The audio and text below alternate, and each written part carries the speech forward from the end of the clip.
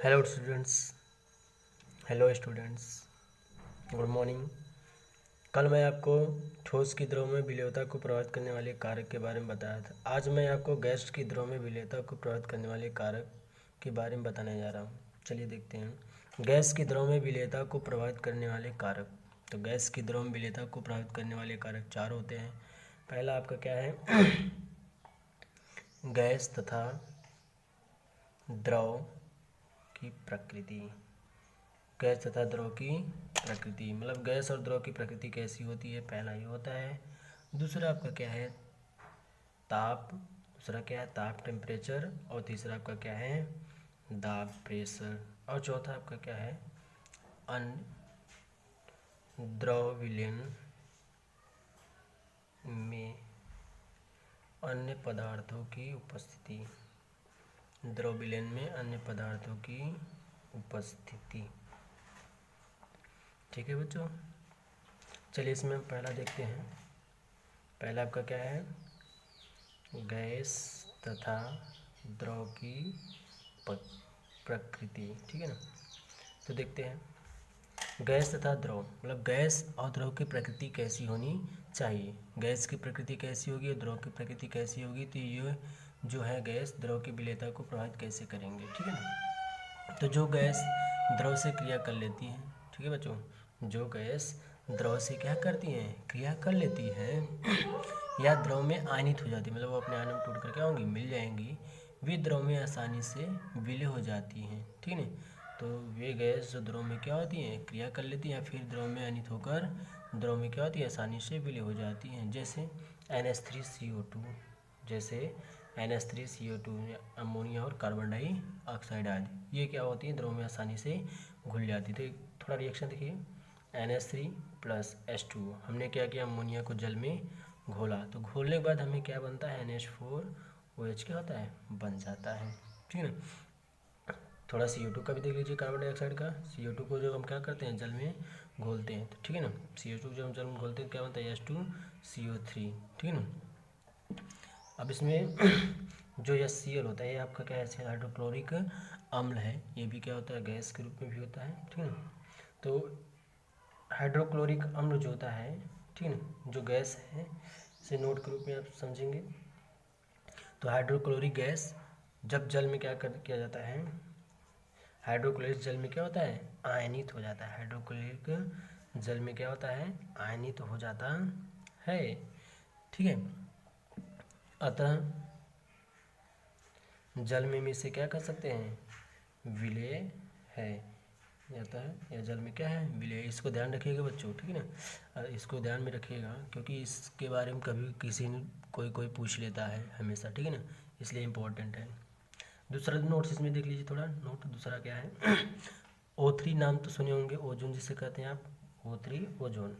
तो रक्त में, ठीक है ना बच्चों, रक्त में ओजोन आसानी से क्या होता है घुल जाता है, O3 आसानी से घुल जाता है क्योंकि रक्त में उपस्थित हीमोग्लोबिन से क्रिया करके ऑक्सी हीमोग्लोबिन क्या होती है बनाती है। ठीक है ना, इसलिए O3 क्या होता है आपका रक्त में आसानी से क्या होता है घुल जाता है। इसको भी आपको हमेशा ध्यान रखना है। ठीक है ना, अब दूसरा आपका क्या आ जाता है ताप टेम्परेचर, जिसे आप कहते हैं। दूसरा क्या आ गया आपका ताप, ठीक है ना, टेम्परेचर जिसे कहते हैं। तो जब कोई गैस द्रव में घुल जाती है या घुलती है तो उसमें से क्या होती है ऊष्मा बाहर निकलती है। जब भी कोई गैस द्रव में क्या जाती है घुलती है तो उसमें से ऊष्मा क्या होती है बाहर निकलती है। ठीक है बच्चों, जब कोई गैस द्रव में घुल जाती है तो उसमें से ऊष्मा क्या होती है बाहर निकल, अर्थात हम कह सकते हैं गैस द्रव में घुलना ऊष्माक्षेपी क्रिया है। ठीक है, क्योंकि उसमें से ऊष्मा बाहर निकल रही है, ऊष्मा बाहर निकलने की क्रिया को हम क्या कहते हैं ऊष्माक्षेपी। यदि ऊष्मा अवशोषित होती है तो उसे हम क्या कहते हैं ऊष्माशोषी कहते हैं। ठीक है ना, थोड़ा रिएक्शन इसका देख लीजिए। तो गैस और हम इसमें क्या करें द्रव को घोल रहे हैं, तो घुलने के बाद हमारा क्या बनेगा गैस से द्रव बन जाएगा प्लस क्या बनेगा ऊष्मा। ठीक है ना, और जो कि ऊष्मा हमारी क्या होगी बाहर निकलेगी। ठीक है ना, तीर से हम उसको दिखा देते हैं ऊष्मा क्या हो रही है हमारी बाहर निकल रही है। ठीक है ना बच्चों, तो गैस को जो हम द्रव में क्या करते हैं घोलते हैं, घोलने के बाद उसमें से ऊष्मा क्या होती है बाहर निकलती है। इस प्रकार की क्रिया को हम क्या कहते हैं ऊष्माक्षेपी क्रिया कहते हैं। ये हमारी गैस को द्रव में विलेयता को क्या करती है प्रभावित करने वाले कारक हैं। तीसरा आपका आ जाता है क्या दाब। तीसरा आपका क्या है, दाब, जिसे इंग्लिश में आप क्या कहते हैं, प्रेशर, जिसे इंग्लिश में क्या कहते हैं आप, प्रेशर। ठीक है ना बच्चों। चलिए, दाब बढ़ाने से गैस के अणु पास पास आते हैं, क्योंकि गैस के अणु क्या होते हैं, दूर दूर होते हैं। गैस के अणु क्या होते हैं, दूर दूर होते हैं। ये भी जो गैस के अणु होते हैं क्या होते हैं, रैंडम मोशन गति भी करते हैं। इनके अणु जो होते हैं क्या होते हैं, बहुत दूर दूर होते हैं। तब इस पर जब दाब लगाया जाता है, ठीक है ना, इस पर जब दाब लगते हैं तो दो अणु के बीच में स्पेस क्या होते हैं, धीरे धीरे कम होते थे, क्या होते हैं, पास पास आ जाते हैं। ठीक है ना। तो जब हम गैस के अणु पे क्या करते हैं, दाब लगाते हैं, तो गैस के अणु क्या होते हैं, पास पास आते हैं। और द्रव की सतह पर जो जल लिया जाता है, ठीक है ना, द्रव की सतह पर जो गैस के अणु रहेंगे क्या होंगे, इसकी सतह पर अधिक प्रहार करेंगे। इसकी सतह पर क्या करेंगे, इस पर प्रहार करेंगे, मतलब उस पर टकराएंगे बार बार आके। ठीक है ना। तो अधिक प्रहार करते हैं, जिससे गैस की द्रव में विलेयता बढ़ जाती है। इसलिए जो गैस के अणु होते हैं इस पर प्रहार करते हैं और क्या होते हैं, पास आते हैं, और द्रव में टकराने के बाद इनकी विलेयता क्या करते हैं, बढ़ा देते हैं, कि विलेयता को बढ़ा देते हैं। ठीक है बच्चों। तो हम कह सकते हैं कि दाब के प्रभाव से, मतलब दाब बढ़ाने से गैस के अणु क्या होते हैं, पास पास आते हैं, और तथा द्रव की सतह पर अधिक प्रहार करते हैं, मतलब उसमें क्या होता है, अधिक दाब डालते हैं, जिससे गैस जो होता है द्रव में क्या होता है, मिल जाता है, इसकी विलेयता क्या होती है, बढ़ जाती है। एक आपका और होता है क्या, चौथा क्या है आपका, द्रव विलयन में अन्य पदार्थों की उपस्थिति। चौथा आपका क्या है, द्रव विलयन में अन्य पदार्थों की उपस्थिति। ठीक है बच्चों।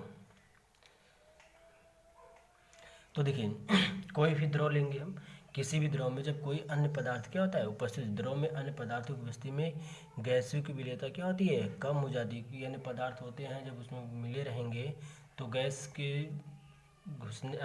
प्रहार करने की संभावना क्या होती है, कम हो जाती है। जैसे थोड़ा हम समझ लेते हैं, शीतल जल लेते हैं, ठंडा जल है, ठीक है।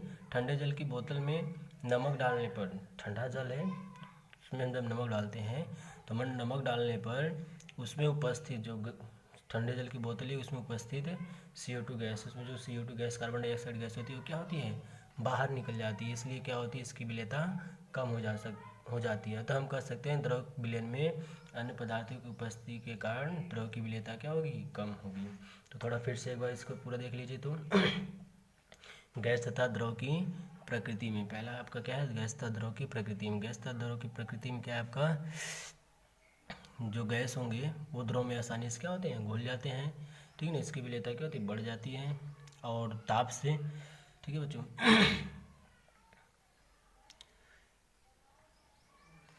तो ताप बढ़ाने से भी गैस के अणु क्या होते हैं, दूर दूर भागते हैं, उसमें बाहर निकलती है, इसलिए इसकी विलेयता थोड़ी क्या होती है, इस पर कम होती है।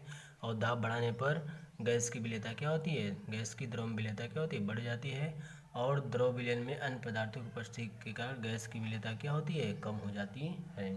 ठीक है बच्चों। इसके आगे हम अगले वीडियो में आपको हेनरी का नियम पढ़ाएंगे। ठीक है बच्चों, हेनरी का नियम। इसके बाद आपका आता है हेनरी का नियम। हम अगले वीडियो में आपको हेनरी के नियम के बारे में आपको पढ़ाएंगे और समझाएंगे अच्छे से। आप लोग तैयार रहिएगा, कल इसी टाइम तैयार रहिएगा आप लोग। और हमारे वीडियो को सभी बच्चे लाइक एंड सब्सक्राइब ज़रूर करें। धन्यवाद।